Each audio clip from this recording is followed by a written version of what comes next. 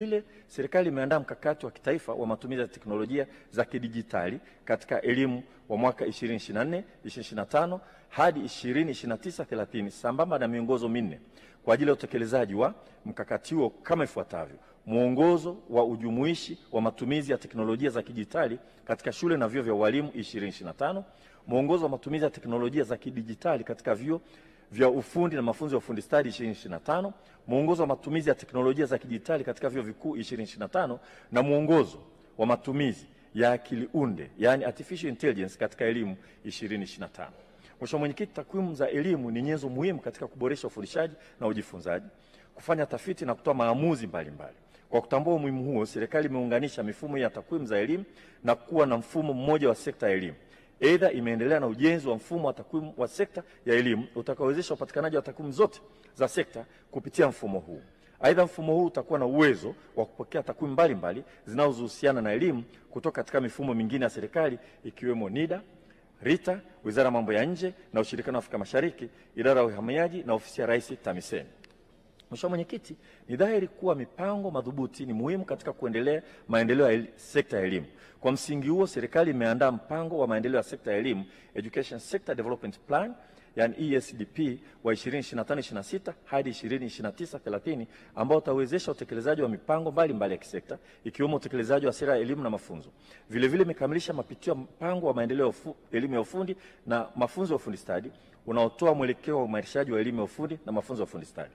Mheshimiwa Mwenyekiti, elimu ya amali katika shule zetu za sekondari ni nyenzo muhimu ya kuwawezesha wanafunzi kupata ujuzi wa ufundi na ujasiriamali kwa lengo la kumudu maisha yao, kushindana katika soko la ajira na kuchangia maendeleo ya taifa. Kwa muktadha huo, serikali imewezesha ujenzi wa shule mpya 103 za sekondari za amali ambazo zipo katika hatua mbalimbali za ujenzi. Kukamilika kwa shule hizo kutawezesha kuongezeka kwa idadi ya shule za amali za sekondari kutoka shule 9 hadi kufikia shule 112 za sekondari za amali.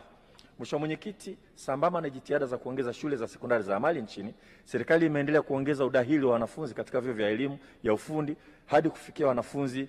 199,118 kwa mwaka 2024-25 ikilinganishwa na wanafunzi 161,750 waliodahiliwa katika mwaka wa 2021-22 ikiwa ni ongezeko la wanafunzi 37,368 sawa na 23%. Ongezeko la udahili wa wanafunzi linatokana na kuongezeka kwa vyuo vya elimu ya ufundi hadi kufikia vyuo 512 kwa mwaka 2024-25 kutoka vyuo vya ufundi 441 mwaka 2021-22. Mheshimiwa Mwenyekiti, hali kadhalika serikali imedahili wanafunzi 11,232 katika vyuo vya mafunzo ya ufundi stadi yani VETA katika mwaka wa masomo 2025. Aidha, idadi ya wanafunzi katika vyuo vya VETA imefikia wanafunzi 58,912 ambapo kati yao wanafunzi wa kozi za muda mrefu ni 24,670 na wanafunzi wa kozi za muda mfupi ni 34,242.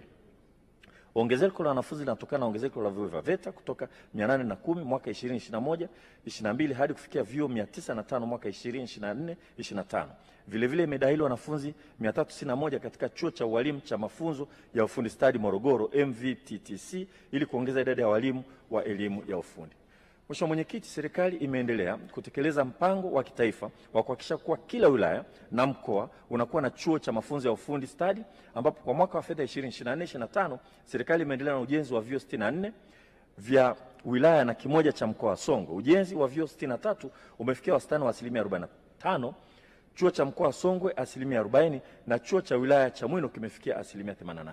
Mheshimiwa Mwenyekiti, vile vile serikali imeendelea kuboresha na kuongeza miundombinu katika vyuo vya elimu ya ufundi na mafunzo ya ufundi stadi ikiwemo kuendelea na ujenzi wa miundombinu ya nyongeza katika vyuo 10 vya mafunzo ya ufundi stadi vya Ndolage, Muleba, Ileje, Isongele, Newala, Kitangali, Ngorongoro, Samunge, Goloa, Babati, Urambo, Chekereni, Kasulu, Nyamidaho, Mabalanga, Kilindi, Nkasi, Palamawe na Kanadi, Itilima ambapo utekelezaji wa ujenzi umefikia wastani wa 82%. Pia imeendelea na ujenzi wa miundombinu katika vyuo vya ufundi na mafunzo ya ufundi stadi katika chuo cha Kigamboni, Kihonda, Nyamidaho, Urambo, Morogoro, Arusha, Karagwe, Busokelo, Makete na Namtumbo ambapo ujenzi umefikia wastani wa 98.5%. Mheshimiwa Mwenyekiti, mafunzo kwa vitendo ni nyenzo ya kuandaa wahitimu wa vyuo vya elimu ya ufundi katika kupata uzoefu na ujuzi unaohitajika katika soko la ajira. Hivyo serikali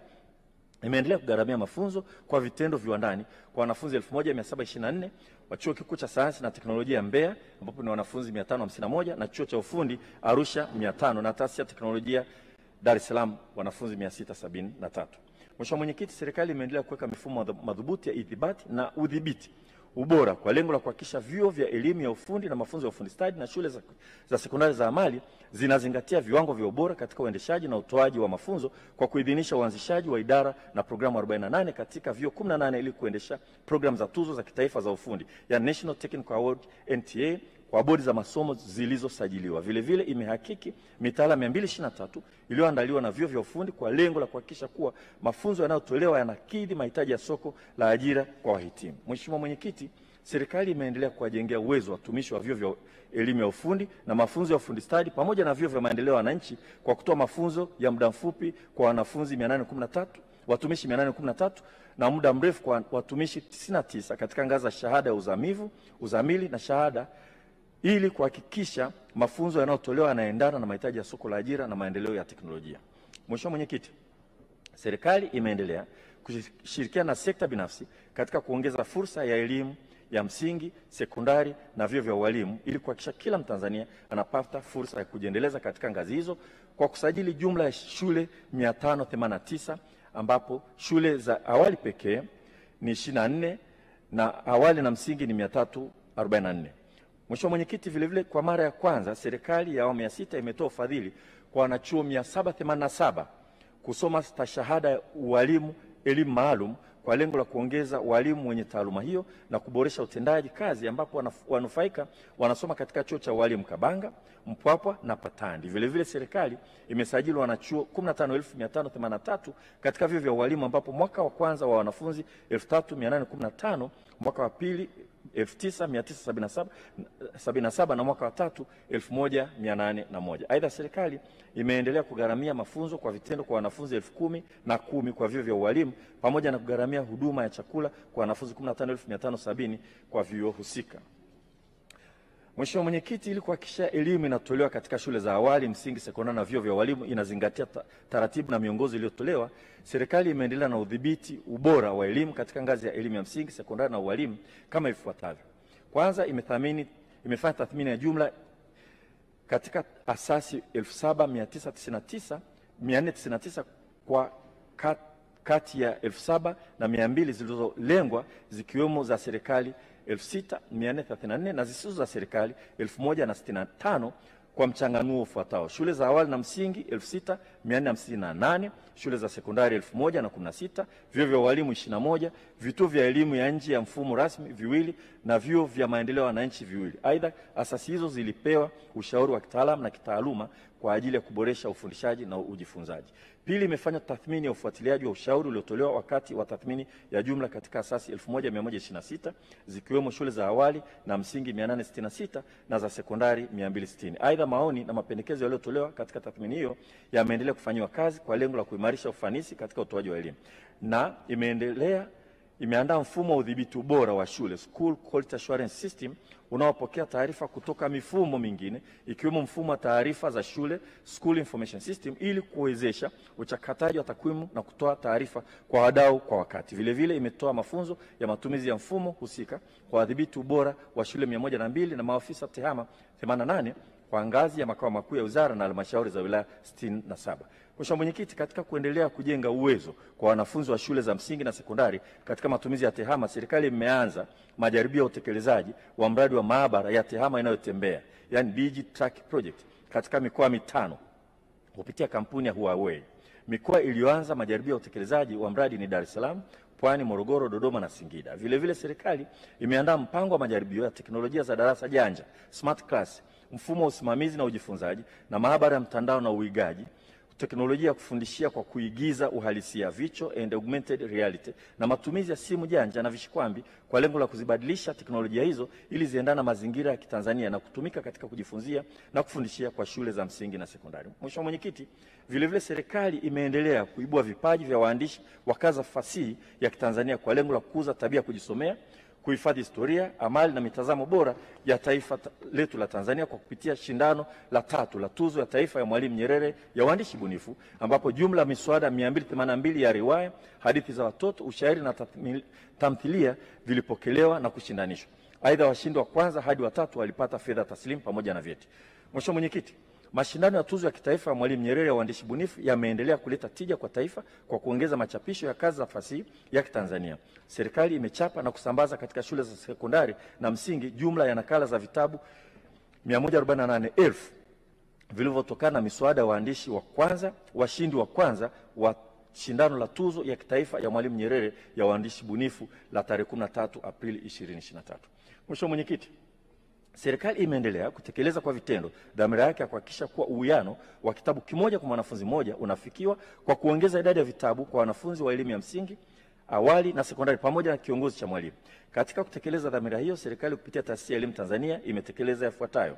imechapisha na kusambaza nakala milioni 16,795,403 za vitabu vya kiada ngazi ya elimu ya awali na msingi katika mwaka 2024-2025 ikilinganishwa na nakala za vitabu 12,197,434 vilivyochapishwa na kusambazwa mwaka 2021-2022. Pili, imechapisha na kusambaza nakala milioni 9,902,102 za vitabu vya kiada elimu ya sekondari ngazi ya chini na juu katika mwaka 2024-2025 ikilinganishwa na nakala za vitabu 5,206 na milioni 5,206,800 vilivyochapishwa na kusambazwa mwaka 2021-2022. Imeandaa na kusambaza vitabu vya kiada vya maandishi yaliyokuzwa darasa la 2 na la 4 pamoja na breli na kiongozi cha mwalimu darasa la 2 na la 4 na vitabu vya kiada na kiongozi cha mwalimu kidato cha kwanza na cha 5, na imeendelea kuhamasisha wadau kuchangia upatikanaji wa vitabu vya kiada kupitia kampeni ya kitabu kimoja mwanafunzi mmoja. Kampeni hii inafanyika kupitia njia mbalimbali ikiwemo matembezi ya hisani yaliyofanyika tarehe 7 mwezi wa 3 2025 ambapo jumla ya shilingi bilioni 1,178,163,533 zilikusanywa. Mheshimiwa Mwenyekiti, vile vile serikali imeandaa maudhui ya elimu ya sekondari kwa kuwekwa katika mfumo wa kidijiti ambapo maudhui hayo yanapatikana kwa matumizi ya wanafunzi na walimu kupitia mfumo wa mafunzo kwa walimu na wanafunzi Learning Management System LMS. Mheshimiwa Mwenyekiti, serikali kupitia Baraza la Mitihani la Tanzania limeendelea kuongeza usajili wa watahiniwa wa mtihani wa kumaliza elimu ya msingi na sekondari ambapo katika mwaka 2024 watahiniwa 1,230,774 walisajiliwa kufanya mtihani wa kumaliza elimu ya msingi sawa na ongezeko la 8%. Aidha, watahiniwa 529,329 walisajiliwa kufanya mtihani wa kidato cha 4 katika mwaka 2024 ikiwa na ongezeko la 6% ikilinganishwa na mwaka 2021. Mheshimiwa Mwenyekiti, hali kadhalika ufaulu wa wahitimu wa ngazi ya elimu msingi na sekondari umeendelea kuongezeka kila mwaka ambapo ufaulu wa mtihani wa kumaliza elimu ya msingi katika mwaka 2024 umeongezeka hadi kufikia 80.87 ikilinganishwa na ufaulu wa 79.62 wa mwaka 2021-2022. Vile vile ufaulu wa mtihani wa kidato cha 4 umepanda hadi kufikia 92.37 mwaka 2024-2025 ikilinganisha na ufaulu wa 87.3 wa mwaka 2021. Mheshimiwa Mwenyekiti, serikali imeendelea kudahili wanafunzi na kutoa fursa za mafunzo kupitia programu mbalimbali za elimu ya watu wazima kwa lengo la kuchochea malengo endelevu ya kijamii na kiuchumi ambapo kupitia Taasisi ya Elimu ya Watu Wazima serikali imetekeleza yafuatayo: imedahili jumla ya wanafunzi 2,562 na katika programu mbalimbali za masomo ya elimu ya watu wazima. Pili, imeendelea kutoa mafunzo ya programu ya elimu ya watu wazima na mafunzo endelevu na elimu ya watu wazima na maendeleo ya jamii kwa wanafunzi 792. Vile vile imewezesha wanafunzi 6,998 kuendelea na masomo kwa njia mbadala ambapo kati yao wanaume ni 1,108 na wanawake ni 5,818. Zaidi ya hapo, imewezesha wanafunzi 6,000 walioacha shule kutokana na sababu mbalimbali kuendelea na masomo katika vituo 191 vinavyotoa elimu kwa njia mbadala. Mheshimiwa Mwenyekiti, serikali imeendelea kutekeleza dhamira yake ya kutoa elimu jumuishi kwa kuhakikisha kuwa wanafunzi wenye mahitaji maalum wanapata vifaa na mahitaji yanayowezesha kujifunza kwa ufanisi. Katika kufikia lengo hilo, serikali imenunua na kusambaza viti mwendo 120, kompyuta 35, vishikwambi 45 na vinasa sauti vya kidijiti 48 kwa wanafunzi wa shule za msingi na sekondari 120 katika halmashauri ambazo zilibainika kuwa na wanafunzi wengi wenye ulemavu wa viungo. Vile vile imenunua na kusambaza kompyuta mpakato, viti mwendo na vinasa sauti kwa wanafunzi 691 wanaosoma shule ya nyumbani katika shule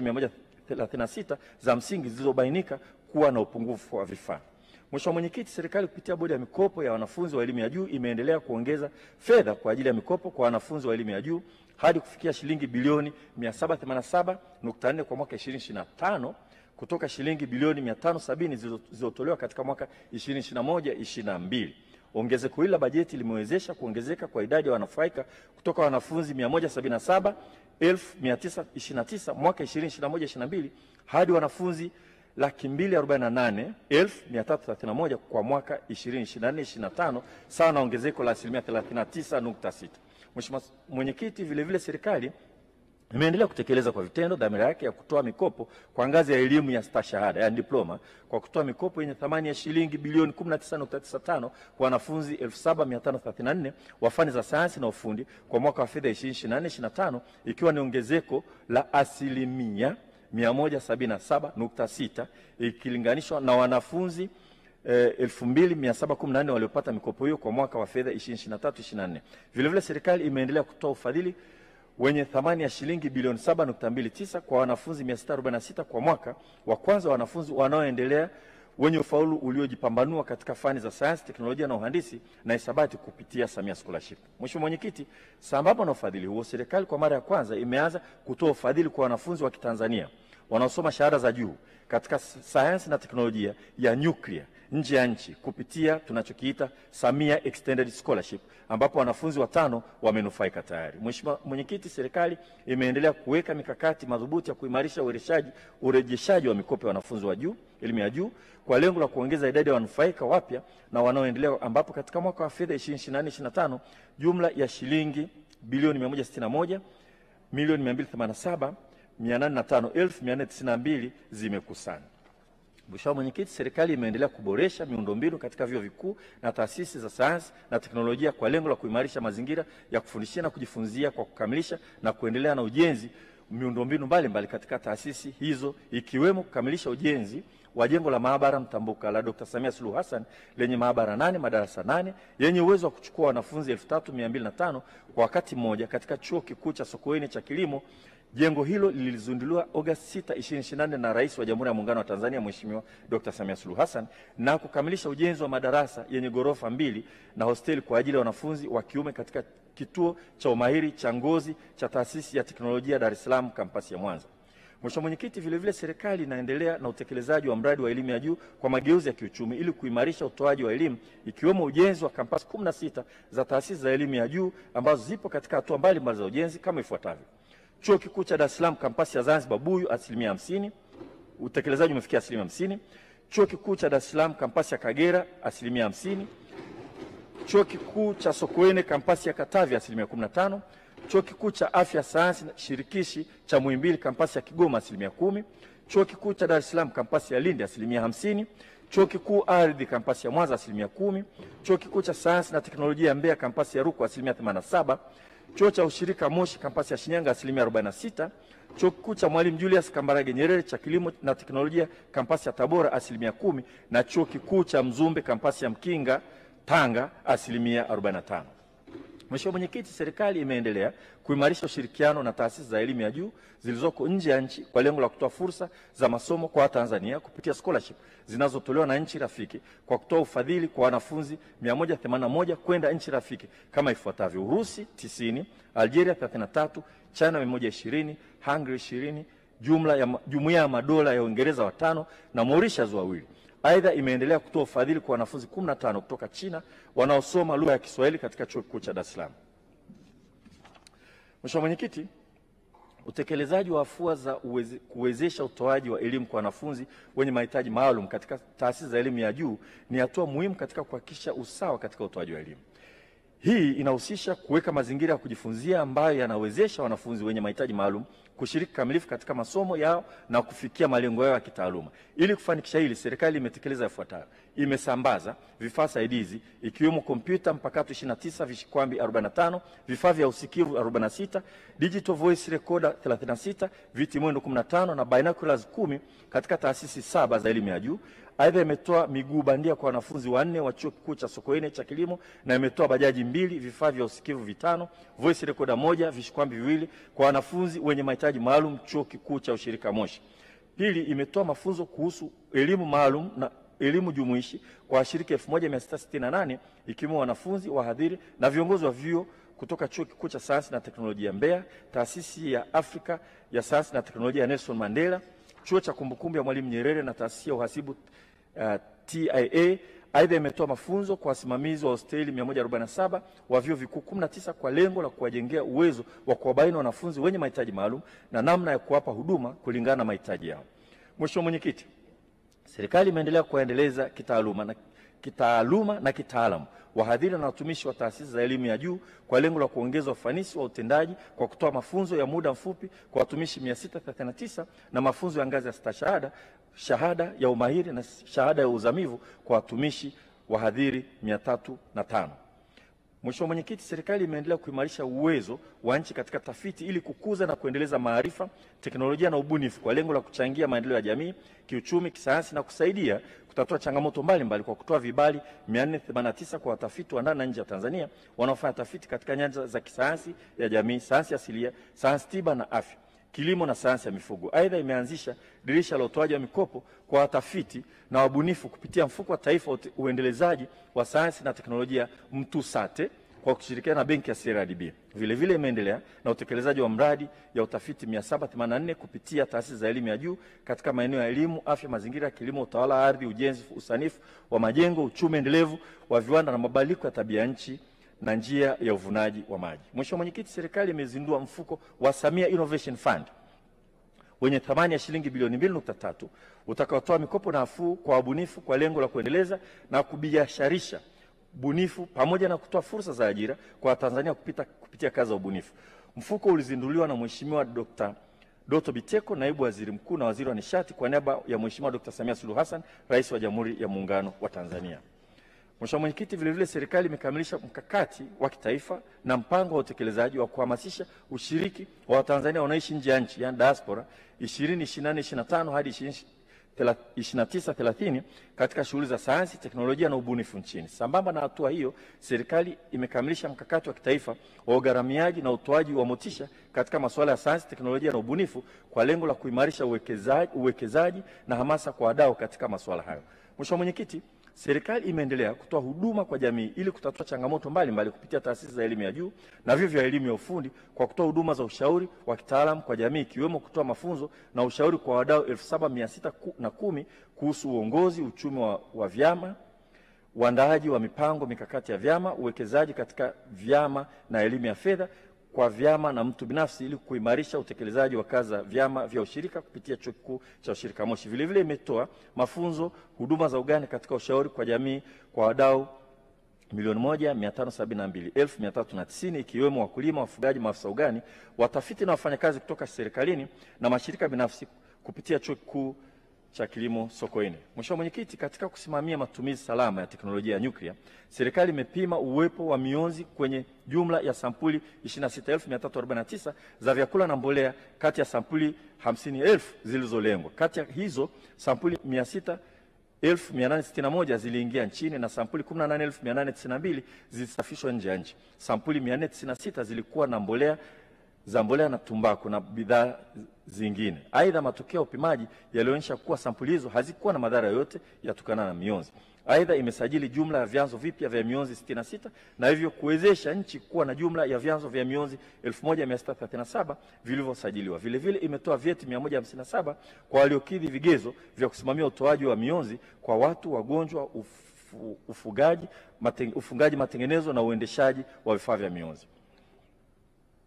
Taarifa ya utekelezaji wa majukumu ya Tume ya Taifa ya UNESCO fungu 18. Mheshimiwa Mwenyekiti, katika serikali kupitia Tume ya Taifa ya UNESCO imeendelea kuratibu, kuhamasisha na kusimamia utekelezaji wa mikataba na makubaliano ya kimataifa, kuratibu uanzishaji wa kamati ya kitaifa ya kumbukumbu za urithi wa nyaraka wa dunia itakayosimamia uingizaji wa kumbukumbu za nyaraka za Tanzania katika mfumo wa kidijiti na wa kumbukumbu za urithi wa dunia. Vile vile tume imeendelea kutoa elimu kuhusu umuhimu wa hifadhi hai pamoja na kuheshimu mipaka kati ya vijiji na hifadhi kwa wananchi wanaoishi maeneo yanayopakana na hifadhi hai za mazingira ambazo ni Jozani, Chwaka Bay na Ziwa Manyara. Imeratibu mafunzo kwa vikosi vya ulinzi vinavyoshiriki operations za ulinzi wa amani katika mataifa mbalimbali kwa lengo la kulinda nyara za kiutamaduni katika kipindi cha majanga ya vita, na imetoa mafunzo kuhusu matumizi sahihi ya majukwaa ya habari katika kufikisha ama kupokea taarifa lengwa kwa waandishi na wadau wa habari 200 katika mkoa wa Mwanza. Mpango wa bajeti kwa mwaka wa fedha 2025/26 kwa fungu 46 Wizara ya Elimu, Sayansi na Teknolojia. Mheshimiwa Mwenyekiti, katika mwaka wa fedha 2025/26 serikali kupitia Wizara ya Elimu, Sayansi na Teknolojia imepanga kutekeleza vipaumbele vitano kama ifuatavyo. Kwanza, kuendelea na utekelezaji wa sera na mitaala, mapitio ya sheria, kuandaa miongozo na kutoa mafunzo. Pili, kuongeza fursa na kuimarisha ubora wa mafunzo ya amali katika shule za sekondari na vyuo vya ufundi na mafunzo ya ufundi stadi. Tatu, kuongeza fursa na kuimarisha ubora wa elimu ya awali, msingi na sekondari. Nne, kuongeza fursa na kuimarisha ubora wa elimu ya juu. Na tano, kuimarisha uwezo wa nchi katika utafiti, matumizi ya sayansi, teknolojia na ubunifu ili kuchangia upatikanaji wa maendeleo endelevu katika hili juhudi zaidi zitatumika kupeleka vijana wa Kitanzania kusomea mambo ya sayansi ya nyuklia, mambo ya kompyuta na akili unde kwenye vyuo bora vilivyo nje ya nchi. Mheshimiwa Mwenyekiti, serikali itaendelea kutoa elimu kwa wadau wa elimu na umma kuhusu sera ya elimu na mafunzo 2014 toleo la 2023 na mitaala iliyoboreshwa kwa kutoa mafunzo kwa wadhibiti ubora wa shule, walimu wa shule za msingi na sekondari, wakufunzi wa vyuo vya ualimu, maafisa elimu, wakufunzi na wahadhiri wa vyuo vya ufundi na mafunzo ya ufundi stadi na taasisi za elimu ya juu. Vile serikali itakamilisha mapitio ya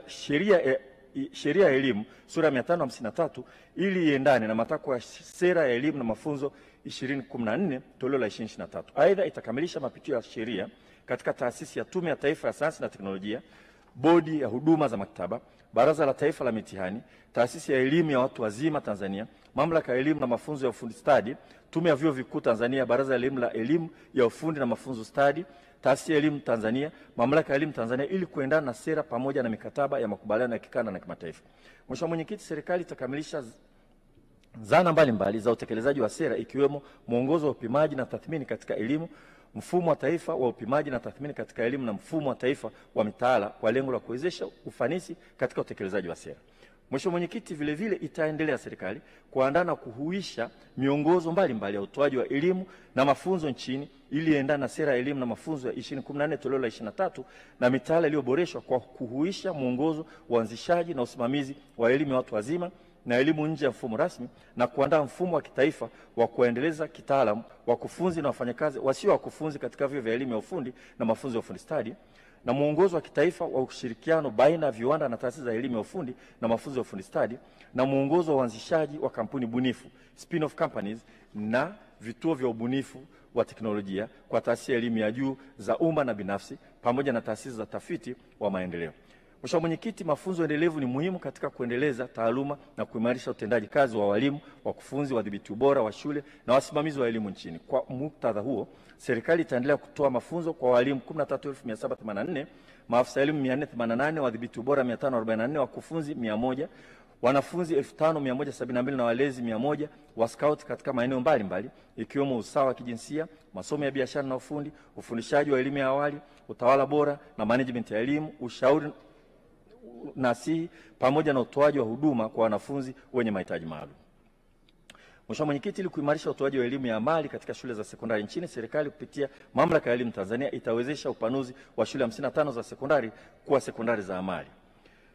Katika kuhakikisha elimu ya amali inatolewa kulingana na sera ya elimu na mafunzo 2014 toleo la 2023, serikali itaendelea kuimarisha elimu ya ualimu kwa kujenga miundombinu na kuweka vifaa vya kisasa vya kufundishia na kujifunzia katika chuo cha ualimu Mtwara kawaida na chuo cha ualimu Mtwara ufundi ili kuviwezesha vyuo hivyo kuwa vyuo vya mafunzo ya ualimu wa amali na vitakuwa ni kampasi ya Chuo Kikuu cha Mbeya. Mheshimiwa Mwenyekiti, serikali itaendelea kujenga na kukarabati miundombinu ya vyuo vya elimu ya ufundi na mafunzo ya ufundi stadi na vyuo vya maendeleo ya wananchi ili kuongeza fursa ya upatikanaji wa elimu ya amali kwa kuendelea kukamilisha na kujenga miundombinu mbalimbali katika vyuo vya elimu ya ufundi na mafunzo stadi, ikiwemo kuendelea na ujenzi wa awamu ya pili ya vyuo 64 vya ufundi stadi yani VETA vya wilaya na chuo kimoja cha mkoa wa Songwe, na kuanza ujenzi wa vyuo 5 vya ufundi yani polytechnics vitakavyojengwa katika mkoa wa Mwanza, mkoa wa Kigoma, Mtwara, Morogoro na Zanzibar. Mheshimiwa Mwenyekiti, katika kusimamia na kuendeleza elimu ya ufundi na mafunzo ya ufundi stadi nchini, serikali itaendelea kuimarisha udhibiti na ithibati na udhibiti katika vyuo vya elimu ya ufundi na mafunzo ya elimu stadi, vyuo vya maendeleo ya wananchi na sekondari za amali. Serikali itaendelea kutoa vifaa na zana za kufundishia na kujifunzia katika vyuo vya ufundi na mafunzo ya ufundi stadi ili kuimarisha ufundishaji kwa kununua vifaa vya kufundishia na kujifunzia katika vyuo vya VETA 98, vyuo 54 vya maendeleo ya wananchi na chuo cha ufundi Dodoma, pamoja na kununua vifaa vya kisasa vitakavyotumika katika maabara ya udongo, maji na mimea kwa lengo la kuboresha utoaji wa mafunzo kwa vitendo, uzalishaji na ushauri wa kitaalamu kupitia chuo cha ufundi Arusha. Mheshimiwa Mwenyekiti, serikali pia itaendelea kuboresha vituo vya umahiri kwa ajili ya kuimarisha utoaji wa mafunzo ya fani za kipaumbele katika taasisi za teknolojia Dar es Salaam, chuo cha ufundi Arusha, chuo cha taifa cha usafirishaji na kituo cha magonjwa ya moyo Mloganzira kwa kuongeza miundombinu ya ufundishaji na ujifunzaji. Kuongeza fursa na kuimarisha ubora wa elimu ya awali, msingi, sekondari na ualimu. Mheshimiwa Mwenyekiti, serikali itaendelea kuimarisha mazingira ya utoaji elimu ya awali ili kumwandaa mwanafunzi kujiunga na ngazi ya elimu ya msingi kulingana na miongozo na taratibu kwa kutoa elimu kwa wadau kuhusu kiunzi cha elimu ya awali. Vile vile itaendelea kushirikiana na sekta binafsi katika kuongeza fursa za elimu ya awali, msingi, sekondari na ualimu kwa kusajili shule za msingi na sekondari takriban 785. Mheshimiwa Mwenyekiti, miundombinu bora ni muhimu katika kuboresha na kuimarisha mazingira ya kufundishia na kujifunzia katika shule za msingi, sekondari na ualimu. Hivyo serikali kupitia Wizara ya Elimu, Sayansi na Teknolojia itaendelea kuwezesha ujenzi wa madarasa 2730 na mabweni 140 ili kuwezesha utekelezaji wa mpango wa elimu ya msingi ya lazima wa miaka 10. Mheshimiwa Mwenyekiti, Mheshimiwa Mwenyekiti, huduma za udhibiti ubora wa elimu katika shule za awali, msingi, sekondari na vyuo vya walimu ni muhimu katika kuhakikisha elimu inayotolewa katika taasisi hizo inazingatia taratibu na miongozo iliyotolewa na wizara. Kwa kutambua umuhimu huo, serikali itaendelea kuimarisha huduma za udhibiti ubora kwa kufanya tathmini ya jumla katika taasisi 6962, sekondari 1260, vyuo vya walimu 72, vyuo vya maendeleo ya wananchi 53 na vituo 50 vya elimu ya watu wazima na mafunzo nje ya mfumo rasmi kwa lengo la kubaini ubora, hali ya uandikishaji, ufundishaji, usimamizi na uongozi shuleni na kutoa ushauri kwa walimu wa masomo, na itakarabati miundombinu katika ofisi za udhibiti ubora wa shule za halmashauri ya wilaya Ifakara, Bukoba, Ikungi, halmashauri ya mji Kasulu, Chalinze, Chato, Songea, Handeni, Nzega, Ileje, Longido, Mafia, halmashauri ya wilaya ya Morogoro na halmashauri ya manispaa ya Shinyanga. Mheshimiwa Mwenyekiti, serikali itaendelea kutambua na kukuza kazi za uandishi bunifu ili kuendelea kuibua waandishi wa fasihi za Kitanzania, kuongeza machapisho na kukuza tabia ya usomaji katika ngazi mbalimbali za elimu kwa kuendelea kusimamia na kuratibu utoaji wa tuzo ya kitaifa ya Mwalimu Nyerere ya uandishi bunifu kwa lengo la kuwatambua na kuwazawadia waandishi mahiri wa ngazi za fasihi, na kuendelea kuratibu shindano la uandishi wa insha wa nchi za Afrika Mashariki na Jumuiya ya Maendeleo Kusini mwa Afrika kwa wanafunzi 2000 wa shule za sekondari. Mheshimiwa Mwenyekiti, serikali itaendelea kuimarisha upatikanaji wa vitabu vya elimu awali, msingi, sekondari na walimu ili kufikia lengo la uwiano wa kitabu kimoja kwa mwanafunzi kwa kutekeleza yafuatayo. Kwanza, itachapa na kusambaza vitabu vya kiada na kiongozi cha mwalimu kwa elimu ya msingi darasa la 5, sekondari mkondo wa elimu jumla kidato cha pili, sekondari mkondo wa amali kidato cha 3 na kidato cha 6 kwa ajili ya wanafunzi wenye uoni hafifu na wasioona kwa lengo la kuboresha ufundishaji na ujifunzaji kwa wanafunzi wenye mahitaji maalum. Pili, itachapa na kusambaza vifaa vya kufundishia na kujifunzia ili kuendana na sera ya elimu na mafunzo kwa shule 20,000 na vyuo vya walimu 34 na vitabu 3,350,000 vya masomo ya ufundi na sayansi na hisabati kwa kidato cha kwanza, cha pili, cha 4 na 6, na itaendelea kuandaa maudhui ya kielektroniki kwa ngazi ya elimu ya msingi na sekondari, kuwajengea walimu uwezo wa kufundisha na kutumia teknolojia kwa lengo la kuimarisha matumizi ya tehama katika kufundishia na kujifunzia. Mheshimiwa Mwenyekiti, serikali itaendelea kuongeza fursa za elimu kupitia vituo mbalimbali vya utoaji wa elimu kwa njia mbadala, kupitia taasisi ya elimu ya watu wazima kwa kutoa fursa za masomo ya kuwajengea ujuzi vijana walio nje ya shule kupitia mpango wa elimu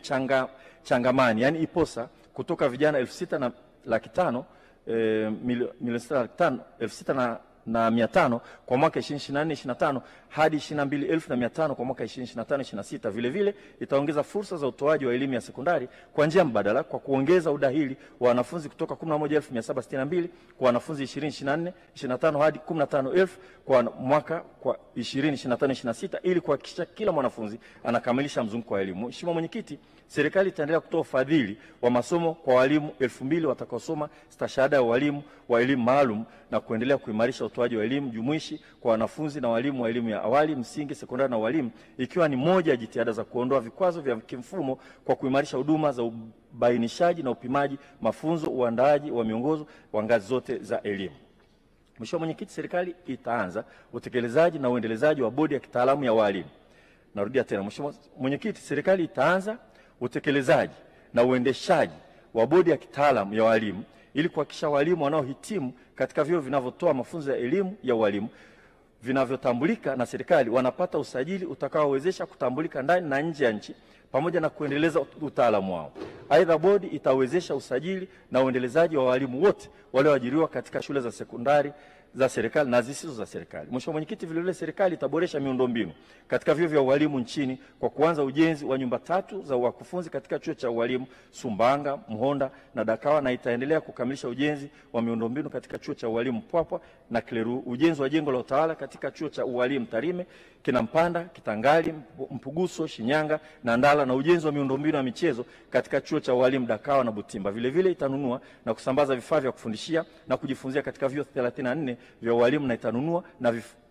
na vifaa vya maabara katika vyuo 13 vya walimu vya serikali. Mheshimiwa Mwenyekiti, serikali itaendelea kutoa elimu kwa umma kuhusu umuhimu wa elimu jumuishi na elimu kwa watu wazima kwa lengo la kujenga uelewa kwa Watanzania kuhusu fursa mbalimbali za elimu zilizopo katika makundi yote katika jamii, kutoa elimu kwa wadau kuhusu mwongozo wa ujumuishi wa matumizi ya kidijiti katika shule na vyuo vya walimu, na kuendelea kujenga uelewa kuhusu haki na wajibu wa watu wenye ulemavu kupitia maadhimisho ya siku ya watu wenye ulemavu, wiki ya viziwi, siku ya fimbo nyeupe kwa wasioona na siku ya breli na wenye ualbino. Mheshimiwa Mwenyekiti, katika kuongeza fursa za elimu ya juu nchini kupitia Tume ya Vyuo Vikuu Tanzania, serikali itaendelea kuratibu udahili wa wanafunzi 150,000 kwa mwaka wa kwanza wanaotarajiwa kujiunga na programu mbalimbali za masomo katika vyuo vya elimu ya juu. Vile vile itakagua na kutathmini ubora wa vyuo vikuu 25 na mitaala 60 inayofundishwa katika vyuo vikuu kwa lengo la kuhakiki ubora wake. Aidha, itakagua na kutathmini mitaala 60 inayofundishwa katika vyuo vikuu na kutoa ithibati ya chuo kimoja. Mheshimiwa Mwenyekiti, vile vile serikali itaendelea na kutoa mikopo na ufadhili kwa wanafunzi wenye sifa ili kuongeza fursa za elimu ya juu nchini kama ifuatavyo. Itaongeza idadi ya wanafunzi wanufaika wa mikopo ya elimu ya juu kutoka 245,314 mwaka 2024-2025 hadi wanafunzi 252,773 kwa mwaka 2025-2026. Itaendelea kutoa mikopo kwa wanafunzi 10,000 wa ngazi ya stashahada wa fani za kipaumbele ikiwemo sayansi, teknolojia na uhandisi. Itaendelea kutoa ufadhili kwa wanafunzi 2,630 wenye ufaulu wa juu katika masomo ya sayansi kupitia Samia Scholarship. Itaendelea kutoa ufadhili wa masomo kwa wanafunzi 50 wenye ufaulu wa juu katika masomo ya sayansi, hususan wa kike waliohitimu mitihani ya kitaifa kidato cha 6 na shahada za awali kupitia Chuo Kikuu cha Dar es Salaam. Mheshimiwa Mwenyekiti, serikali itaendelea kuimarisha ukusanyaji wa mikopo iliyoiva yenye thamani ya shilingi bilioni 210.2 kutoka sekta za umma, binafsi na zisizo rasmi kwa kuwatambua wanufaika wapya 40,000 na kufanya ukaguzi kwa waajiri 8,000 kuhusu umuhimu wa utii wa sheria ya bodi ya mikopo ya wanafunzi wa elimu ya juu. Mheshimiwa Mwenyekiti, vile vile serikali itaendelea kuboresha mazingira ya kufundishia na kujifunzia katika vyuo vikuu na taasisi za sayansi na teknolojia kwa kuendelea na ujenzi na ukarabati katika taasisi 19 za elimu ya juu zinazotekeleza mradi wa elimu ya juu kwa mageuzi ya kiuchumi. Miundombinu hiyo ni pamoja na ujenzi wa kumbi za mihadhara, madarasa, hosteli na ofisi. Aidha, itaendelea na ukamilishaji, ujenzi na ukarabati wa miundombinu mbalimbali katika vyuo vikuu na taasisi za sayansi na teknolojia, ikiwemo kuendelea na ujenzi wa hosteli yenye uwezo wa kuhudumia wanafunzi 500 katika taasisi ya Afrika ya sayansi na teknolojia ya Nelson Mandela. Mheshimiwa Mwenyekiti, ili kuimarisha ushirikiano wa kitaifa, kikanda na kimataifa, serikali itaendelea kuendeleza elimu ya juu, ikiwa ni pamoja na kuongeza fursa za elimu ya juu. Serikali itaendelea kutoa ufadhili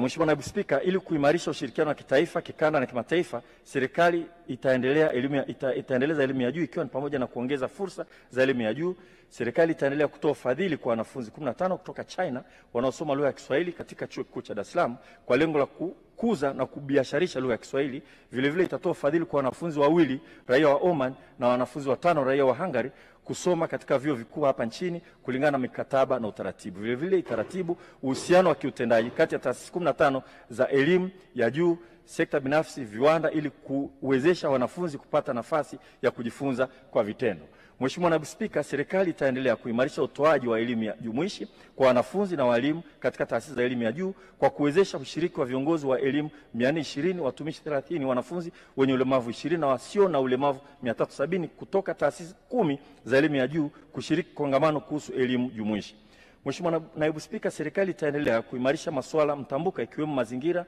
masuala ya kijinsia na elimu ya afya katika taasisi ya elimu ya juu kwa kutoa mafunzo kuhusu masuala ya teknolojia ya nyuklia 2013 ili kubainisha hali halisi ya utekelezaji wa sera hiyo. Mheshimiwa Naibu Spika, vile vile serikali itaanzisha utekelezaji wa mfuko wa Samia Innovation Fund. Itaanza utekelezaji wa mfuko wa Samia Innovation Fund wenye thamani ya shilingi bilioni 2.3 utakaotoa mikopo nafuu kwa wabunifu kwa lengo la kuendeleza na kubiasharisha ubunifu pamoja na kutoa fursa za ajira kwa Tanzania kupitia mfumo huo. Mheshimiwa Naibu Spika, serikali kwa mara ya kwanza itatoa ufadhili kwa wanafunzi waliopata ufaulu wa juu katika matokeo ya kidato cha 6 kwenye mchepuo wa masomo ya sayansi ili waweze kujiunga na masomo katika ngazi ya shahada ya kwanza katika vyuo vikuu mahiri duniani kusomea taaluma za data science ikiwemo artificial intelligence, machine learning na sayansi za mwelekeo huo. Programu hiyo itaitwa Samia Scholarship Extended for Data Science, Artificial Intelligence and Allied Sciences. Lengo la programu ya Samia Scholarship Extended hii ni kutengeneza wataalamu mahiri katika masuala ya data science ili waweze kushindana na kufanya kazi popote duniani. Mkakati wa utekelezaji umegawanyika katika ngazi kuu 3, Mheshimiwa Naibu Spika. Ngazi ya kwanza ni kuwajengea uwezo vijana waliomaliza kidato cha 6 kupitia kambi maalum ili kuandaa kujiunga na vyuo vikuu mahiri duniani katika taaluma za data science kwa kupewa mafunzo na wataalamu wabobezi kutoka sekta binafsi na wataalamu wazao wanaoishi nchi za nje. Pili, ngazi ya pili ni kuwawezesha vijana waliopitia kambini kupata udahili katika vyuo vikuu mbalimbali duniani na kuwasaidia kutafuta scholarship katika sehemu mbalimbali. Na tatu, ngazi ya tatu ni kutoa ufadhili kwa vijana wenye shahada ya kwanza kwenda kuongeza ubobevu katika taasisi ya Afrika ya sayansi na teknolojia ya Nelson Mandela na Indian Institute of Science and Technology kampasi ya Zanzibar. Mheshimiwa Naibu Spika, kwa kutekeleza nia ya kuongeza wataalamu wabobezi katika nyanja ya sayansi na teknolojia ya nyuklia, serikali kupitia Samia Extended Scholarship itaendelea kutoa ufadhili kwa Tanzania wenye ufaulu wa juu katika fani za sayansi na teknolojia ya nyuklia kwa ngazi ya shahada ya kwanza ili waweze kujiunga na masomo ya juu. Mheshimiwa Naibu Spika, naomba niende kwenye shukrani.